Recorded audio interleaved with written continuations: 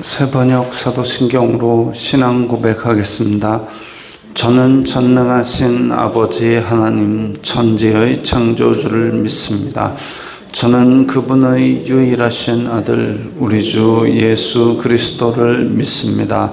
그분은 성령으로 잉태되어 동정녀 마리아에게서 나시고 본디오 빌라도에게 고난을 받아 십자가에 못 박혀 죽으시고 장사된 지 사흘 만에 죽은 자 가운데서 다시 살아나셨으며 하늘에 오르시어 전능하신 아버지 하나님 우편에 앉아 계시다가 거기로부터 살아있는 자와 죽은 자를 심판하러 오십니다.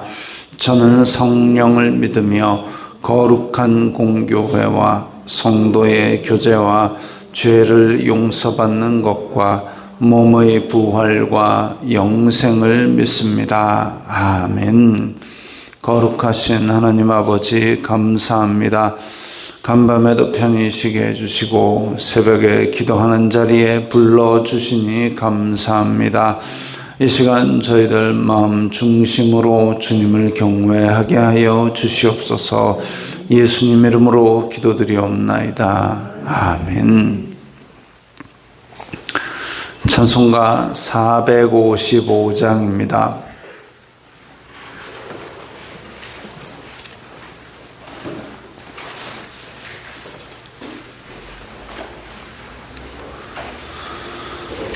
찬송가 455장입니다.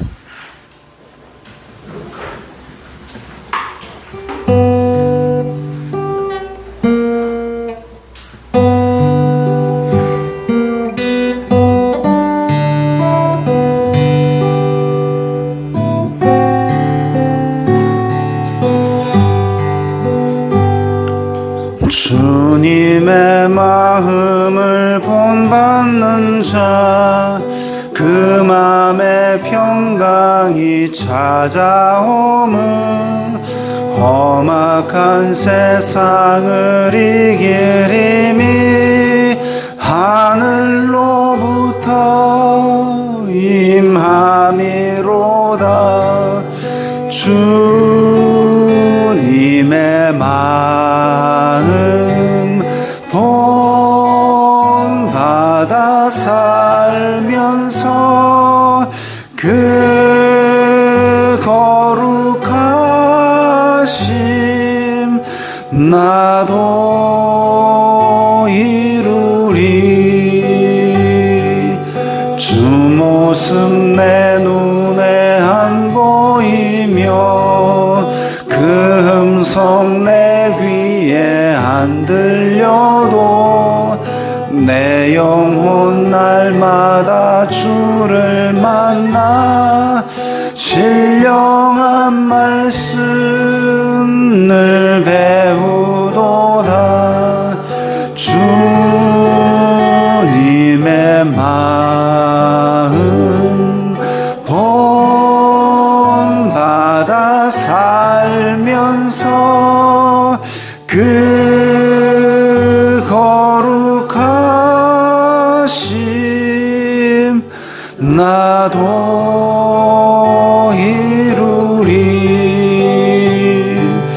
가는 길 거칠고 험하여도 내 맘에 불평이 없어짐은 십자가 고난을 이겨내신 주님의 마음 본받음이라. 주님의 마음 본받아 살면서 그 거룩하심 나도 이루리. 주 예수 세상에 다시 오실 그날엔 무성도 변화하여 주님의 빛나는 그 영 영상을 다 함께 보며 주 찬양하리. 주님의 마음 본받아 살면서 그 거룩하심 나도 이루리.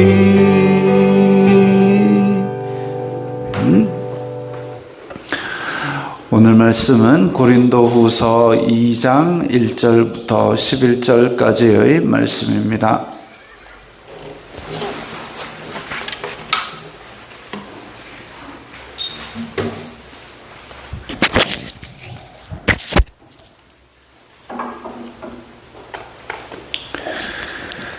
고린도후서 2장 1절부터 11절까지의 말씀 함께 읽겠습니다.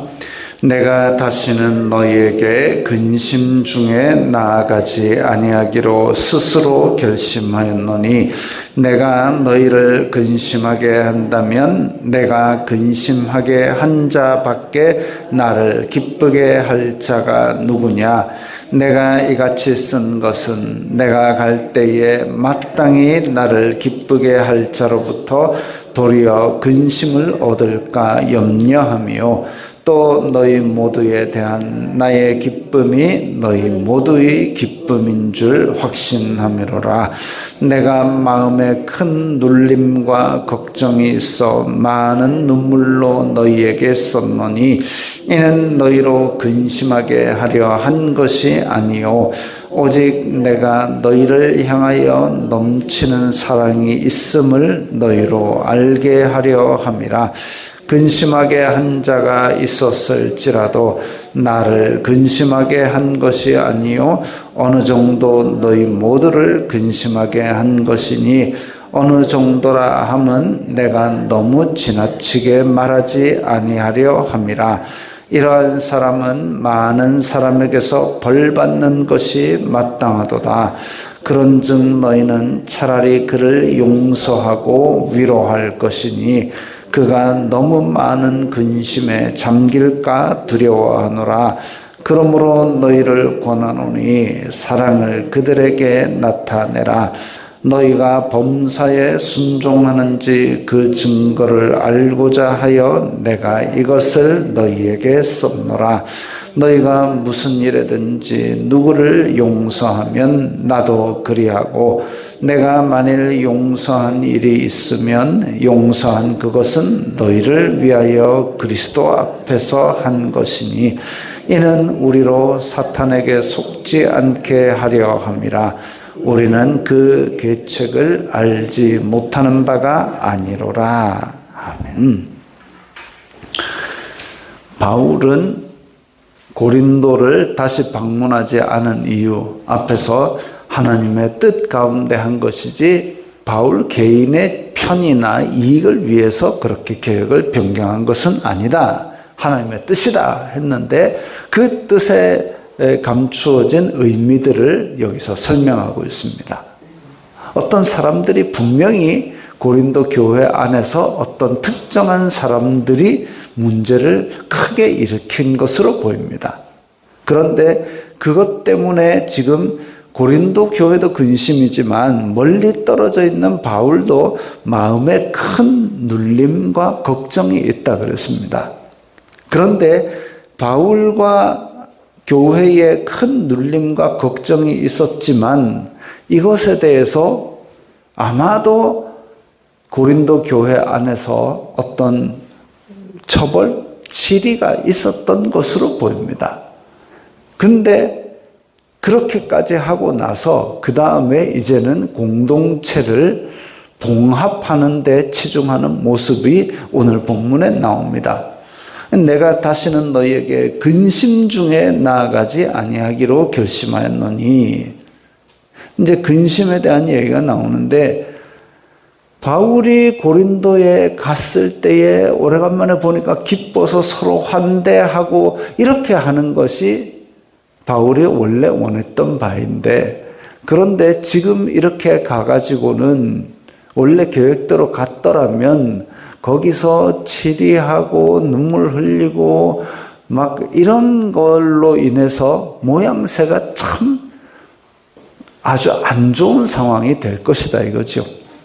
그래서 그런 부분이 만약에 있다면 바울이 갔는데 교회 안에서 다툼에 대해서 벌을 주고 그 다음에 뭐 또 거기 안에 분열되고 이런 상황이 된다면, 만약에 그렇게 된다면 2절에 근심하게 한 자밖에 나를 기쁘게 할 자가 누구냐. 또 우리 11절에 보면 사탄에게 속지 않게 하려 함이라 우리는 그 계책을 알지 못하는 바가 아니로라. 이 두 구절에서 이야기하는 것이 뭐냐 하면, 사탄은 항상 교회를 무너뜨리려고, 할 수만 있으면 택한 자들도 삼키려고 으르렁거리고 돌아다니는데, 그 계책, 교회를 무너뜨리려는 사탄의 계획을 우리 다 알고 있습니다. 성경에 다 나와 있고, 초대교회에서도 교회를 무너뜨리려 한다, 그건 다 알고 있죠. 그래서 사람들을 이간질하고 우상이나 탐욕이나 교만으로 개개인의 마음에 쳐들어오고 다 알고 있습니다. 그래서 사탄이 궁극적으로 원하는 건 뭐냐? 교회가 갈라지고 예수 그리스도의 몸된 교회를 흩어지게 만드는 거죠. 그래서 바울은 내가 근심하게 한 자, 또 사탄에게 속지 아니한, 이런 말씀을 통해서 이 교회에 가서 만약에 사도 바울이 가서 치리를 한다 혹은 다툰다, 이게 누구에게 이익이냐, 이거 보자는 거죠. 누구에게 이익이냐, 내가 원하는 게 뭐냐. 사도 바울이 원하는 것은 그 사람을 벌 주는 걸 원하는 게 아니라 고린도 교회가 잘못된 것들을 회개하고 바른 길로 하나 되는 겁니다.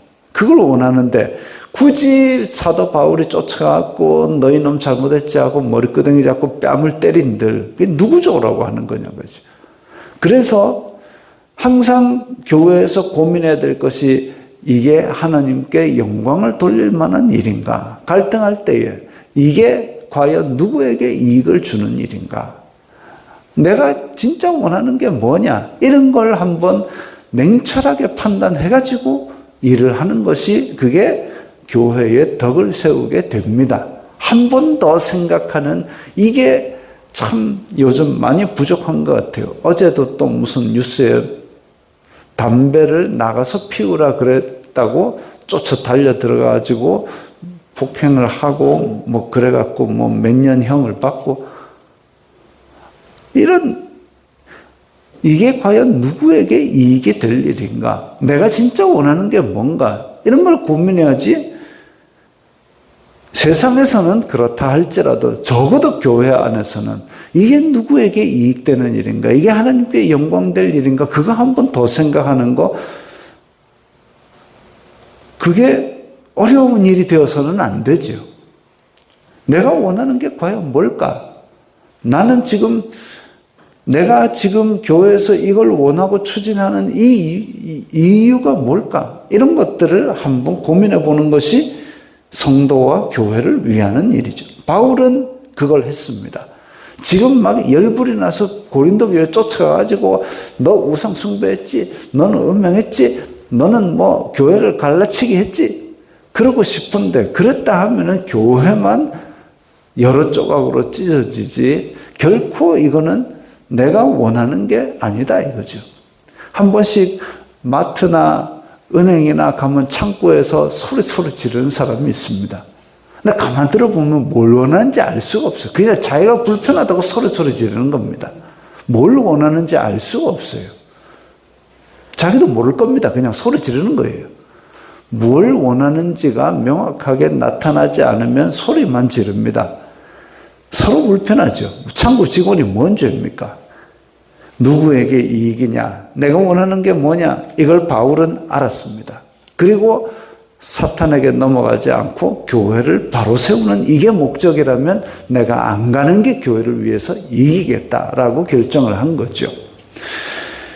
자, 4절에 보면 내가 마음에 큰 눌림과 걱정이 있어 많은 눈물로 너희에게 썼노니, 이게 고린도 전서와 고린도 후서 사이의 눈물의 편지. 디도에게 전해서 먼저, 그러니까 고린도 전서 후서 사이에 고린도 중서가 있다면 아마 이 편지일 겁니다. 디도에게 전해서 고린도에게 한번 편지를 보냈는데, 그때 많은 눈물로 내가 이렇게 괴롭다, 큰 눌림과 걱정을 썼습니다. 바울이 왜 괴로울까요? 부모가 자식에게 이 걱정 끼치는 자녀에게 교육하는 그 마음이 그겁니다. 종아리를 때린들 부모 마음이 편하겠습니까? 내 자식인데 아이고 저거 막 나가 죽어보라. 그걸 진짜 원하는 부모가 어디 있겠습니까? 내가 정말 바르게 키우고 싶은데 얘가 잠시 어긋난 길로 잠시 실수하고 넘어질 때에, 그럴 때에 부모 마음이 큰 눌림과 걱정이지요. 그 마음이 고린도 교회를 향하는 바울의 마음에 있었습니다. 사랑이죠.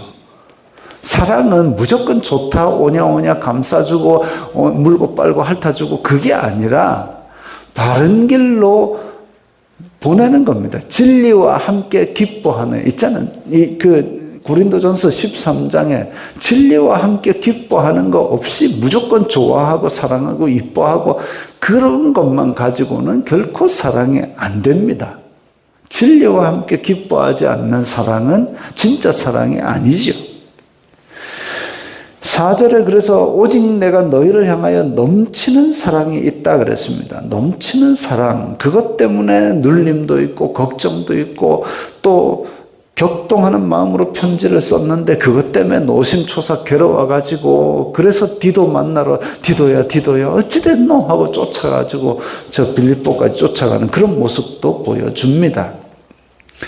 구체적인 내용이 또 나옵니다. 5절에 근심하게 한 자가 있었을지라도.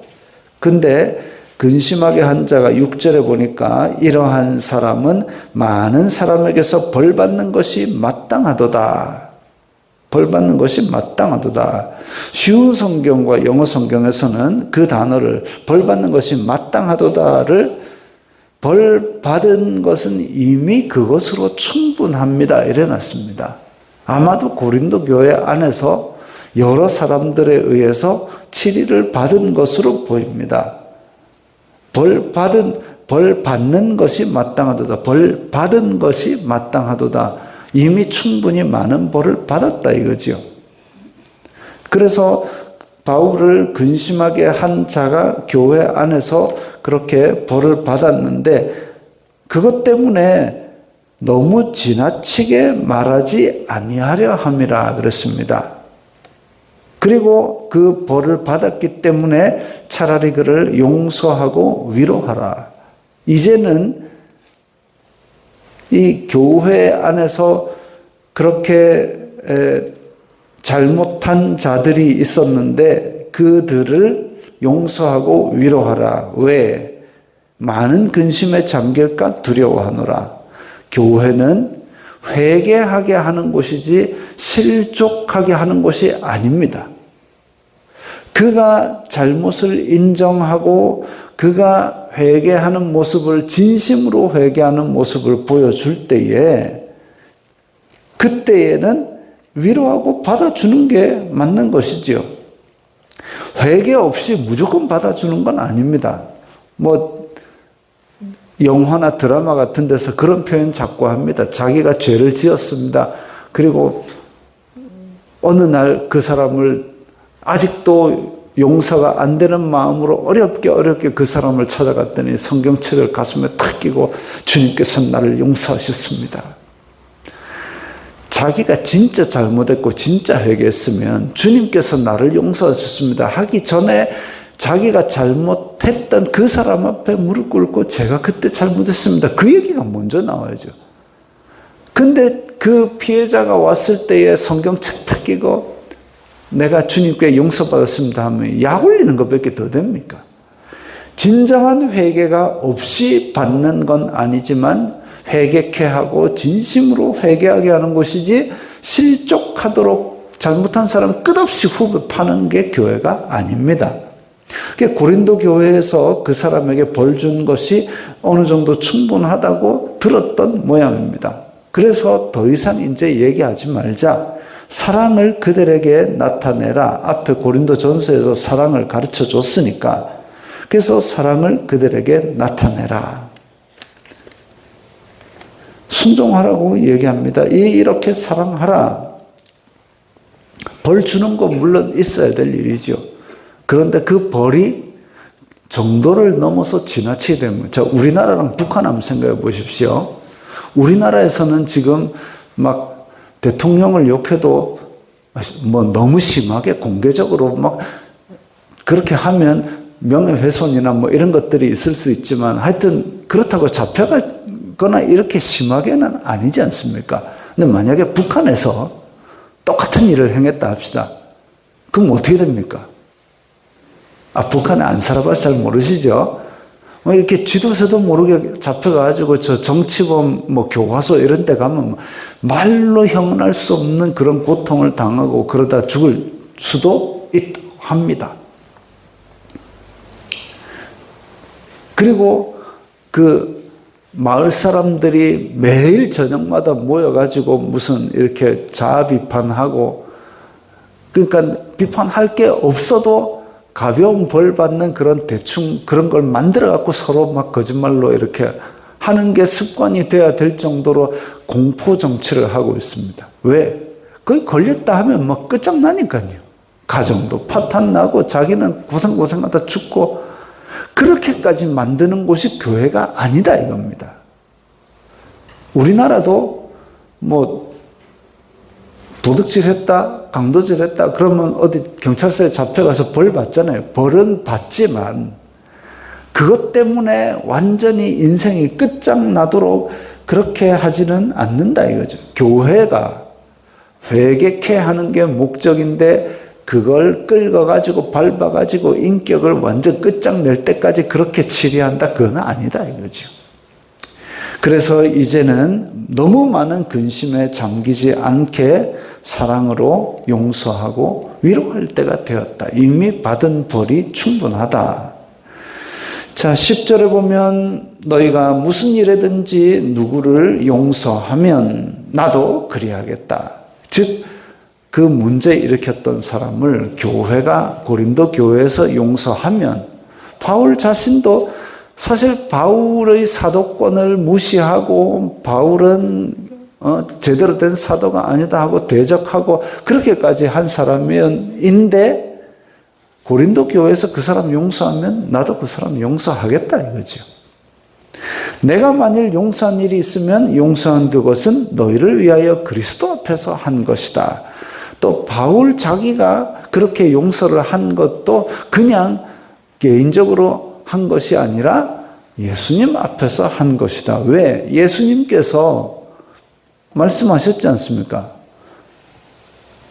이 너희들의 형제를 용서하여야 아버지께서도 너희를 용서하시리라. 주기도문에서도 우리가 우리에게 죄 지은 자를 용서한 것 같이 우리 죄를 용서하여 주옵소서, 그 기도를 가르치신 것처럼, 또 제물을 제단에 바치려다가 형제에게 원망 들을 만한 일이 기억나거든 가서 화해하고 그 다음에 제물을 바쳐라, 이런 말씀을 하셨습니다. 땅에서도 풀면 하늘에서도 풀릴 것이요, 용서하라는 것이죠. 그러면 너희들이 용서하면 나도 용서하겠다. 이게 나도 그냥 용서하는 게 아니라 그리스도 앞에서 하는 거다. 이게 신앙생활이라는 거죠. 그래서 사탄에게 속지 않게 교회를 바로 세워나가는 일, 회개한 사람을 용납하고, 그럼으로써 교회가 든든히 세워져 가고 공동체가 진리와 함께 기뻐하는 것, 이것이 신앙생활입니다. 유대인들은 옛날에 2차 대전 때 독일에게 큰 피해를 입었습니다. 그러면서 하는 얘기가 용서는 하되 잊지는 않겠다, 그런 얘기를 합니다. 우리나라는 또 잊지도 않고 잊으랴, 전 국민이 노래를 부르면 어찌 우리나라를, 잊는 것보다 중요한 게 용서입니다. 기억해도 괜찮고 어쨌든 용서, 회개하는 자를 용서하고 받아주는 것. 딴 사람 몰라도 적어도 교회 안에서 회개하는 자를 용서하는 것. 쉬운 일은 아닙니다마는 예수님께서 우리를 용서하셨기 때문에 우리도 회개하는 자에게 용서를 하고 그러므로 말미암아 공동체가 바로 세워진다면 내 마음에 상처 덮어놓고 용서하는 게 맞다 이거지. 그것이 신앙생활인 줄 믿습니다. 기도하겠습니다. 거룩하신 아버지 하나님 감사합니다. 우리가 신앙생활 하는 가운데 이렇게 회개하는 자에 대한 마음의 앙금으로 용서가 안 될 때가 있지만 그럼에도 불구하고 교회 공동체를 바로 세워나가기 위해서 진리와 함께 기뻐하기 위해서 용서하고 용납하는 마음도 허락하여 주옵소서. 예수님 이름으로 기도드리옵나이다. 아멘.